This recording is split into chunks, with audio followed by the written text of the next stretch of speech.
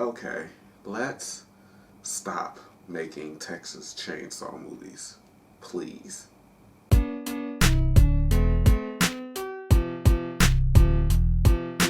What's up, guys? This is Courtney, one half of the Brothers Deconstruction here, and I'm bringing you my review for Texas Chainsaw Massacre. Spoilers, by the way, but I don't think you should watch this in the first place, so you shouldn't really care. This movie just got released on Netflix. Netflix made it in partnership with Fede Alvarez and a couple of other producers, which is surprising as what I'm about to say about this movie. And it stars Mark Burnham, L.C. Fisher, Olwen Foray, Nell Hudson, Sarah Yarkin, Jacob Lattimore, Jessica Elaine. And the funny thing about this is that I know some of the actors from previous work. So, for instance, Alice Krieg, who's South African. I didn't know that until I, looked her up to make sure it was her. Alice Krieg, I know as the weird alien mom from Stephen King's Sleepwalkers. That's where I first saw her. That's what I know her from. She was also the Borg Queen in Star Trek, but I know her from Sleepwalkers. I know Jacob Lattimore from Slight, the magic movie that came out about 6 years ago. Well, it's not solely a magic movie, but slight, as in sleight of hand. Get it? Because, never mind. I also know Sarah Yarkin from Happy Death Day to You. She was one of the students in the lab working on like the whole weird time traveling project. And she's memorable because of her curly hair and her eyebrows. I don't know if she's Jewish, but I wouldn't be surprised if she was. Right out the gate, the coolest thing about this movie is some of the kills and the end credit sequence is stylized. Like the credits are stylized. I shouldn't say end credit sequence, but the credits are stylized. And that's about it. This movie is dumb, y'all. Just like Resident Evil. I'm a fan of the original 1974 movie and the remake that came out in 2003. Can we just not make any more of these movies? This is supposed to be a direct sequel to the first movie, but the story doesn't make any sense. At least from what I was gathering from it. This Leatherface lives with his mom or a caregiver or something like that in an orphanage that he's apparently been in his entire life. But in the first movie, he lives in a house with his brothers and his father, and he doesn't know of his mom. But even then, he wasn't in an orphanage in the 74 movie. So what the fuck going on? Brothers and his father are actually nowhere to be seen in this movie either, which is weird. So just like in the original, where like the police are in on it, there are different people that you don't know are relatives of Leatherface. I thought that the police and like the mechanic renovator guy were gonna be in on the whole plot to like kill people, but they weren't. The police get killed early in the movie, and the mechanic is like a non-evil antagonist to like the group of influencers, as the tagline or the synopsis of this film says. It's like two chefs and some other people that are trying to move to this little town and rebuild it to where people can go and live in peace. It like the let me see, Mo Dunford, who plays Richter, the mechanic guy, he says, sounds like a cult. And it does. It sounds like a cult. They want to create like a utopia where everybody can live peacefully. Sounds very cultish to me. So, breaking down what happens in the beginning of the movie real quick.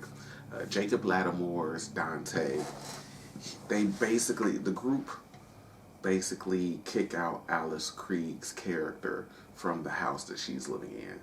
They're auctioning off the house to different prospective buyers that want to come into the town. You know, just buy the different buildings, and they're going to do, put up a restaurant here and, you know, an art gallery there, stuff like that. So she was supposed to move out the house. She was still there. So they basically tell her, hey, you're supposed to be out of here. So she ends up getting sick and dies, you know, a few minutes later en route to the hospital because she like throws up and passes out. That's basically how the plot starts. Where do I start? Have any of y'all played Mortal Kombat X? Because Leatherface was a fighter in that game, and they use him in this movie. This is basically MKX Leatherface on the screen. He throws his fucking hammer. He throws his chainsaw a couple of times. I've seen these combos on YouTube, man, and they look way better. Also, Leatherface has to be like 70. And the reason why I bring that up is that he's running around like a 26-year-old linebacker, and I don't understand what the fuck is going on. Like, who did they think they were going to fool with this? Is pulling off stuff with insane, like, speed, durability, and finesse of somebody who's 50 years younger and 80 pounds lighter, at least. Like Leatherface, who is a mentally disabled man, is stalking people like he's Craven the Hunter. Just let that sink in. During the ride with the police, that's where Mrs. MC dies, and he kind of starts his rampage. But like, I just don't understand, y'all. I just don't. Makes his way back to the house after killing, you know, the cop and Dante's fiance Ruth, played by Nell Hudson. He kills her, which even that sequence doesn't really actually make any sense of why she didn't run when she had a couple of chances to. There are other things that are kind of nonsensical in this movie. Why is the chainsaw in the wall? Did they really want the scene of guy hammers out the wall to get to his main weapon that bad? So they bring back the character of Sally Hardesty from the first movie. Not the actress, though, because the actress passed away in 2016, I believe. But they waste the character of Sally Hardesty by killing her basically near the end of the movie after trying to do the whole Halloween 2018 thing of the sole survivor from the original comes back for revenge. Especially, there was a scene in the movie where she has a shotgun pointed at his face, and she's talking to him, like asking him, like telling him, say my name. Do you remember me? Do you remember my friends you killed? And Leatherface gets up and walks right past her. She does not shoot him in the fucking face. What was the point? Say you know what you did to my friends.